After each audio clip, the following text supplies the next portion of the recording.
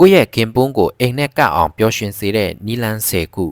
နံပါတ်1သူပြောတာကိုနားထောင်ပေးပါသူပြောချင်တာတွေကိုအာယုံစိုက်နားထောင်ပေးရင်သူ့အတွက်အရေးကြီးတယ်လို့ခံစားရပါတယ်နံပါတ်2ချစ်ချင်းကိုပြသပါစကားလေးတွေအပြုအမူလေးတွေကနေချစ်တယ်ဆိုတာကိုမကြာခဏပြသပါနံပါတ်3အိမ်ကိုအပန်းဖြေနေရာဖြစ်အောင်လုပ်ပါအိမ်ပြန်လာခြင်းတဲ့စိတ်ဖြစ်အောင်အေးချမ်းပြီးစိတ်သက်သာတဲ့ပတ်ဝန်းကျင်ဖန်တီးပါနံပါတ်4အတူအချိန်ဖြုံးပါအလုပ်များနေလဲအနည်းဆုံးအချိန်တစ်ခုတော့အတူတကွရှိနေဖို့ကြိုးစားပါနံပါတ်5ယုံကြည်မှုတည်ဆောက်ပါတစ္ဆာရှိမှုနဲ့ယုံကြည်မှုကမိသားစုဘဝရဲ့အခြေခံပါ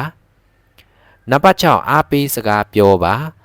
သူလုပ်တာတွေကိုတန်ဖိုးထားပြီးအားပေးရင်သူစိတ်အားတက်စေပါတယ်နံပါတ်9အငင်းပွားမှုကိုအေးအေးဆေးဆေးဖြေရှင်းပါဒေါသနဲ့မဟုတ်ပဲနားလည်မှုနဲ့ပြောဆိုဖြေရှင်းပါနံပါတ်10ကိုလည်းစောင့်ရှောက်ပါကိုတိုင်လည်းလက်ပတန့်ရှင်းပြီးစိတ်ကျန်းမာနေဖို့အရေးကြီးပါတယ်နံပါတ်9အသေးစိတ်ခရူးဆိုင်မှုတွေပြုလုပ်ပါသူကြိုက်တာလေးတွေမှတ်ထားပြီးလုပ်ပေးခြင်းကချစ်ချင်းကိုပိုတိုးစေပါတယ်နံပါတ်10အပြန်အလှန်လေးစားမှုထားပါတယောက်ကိုတယောက်လေးစားမှုရှိရင်ဆက်ဆံရေးကတည်ငြိမ်ပြီးရေရှည်တည်တံ့ပါတယ်ဒီနည်းတွေကိုလိုက်နာရင်အိမ်တော်ရေးကပို့ပြီးတော့ပျော်ရွှင်တည်ငြိမ်လာနိုင်ပါတယ်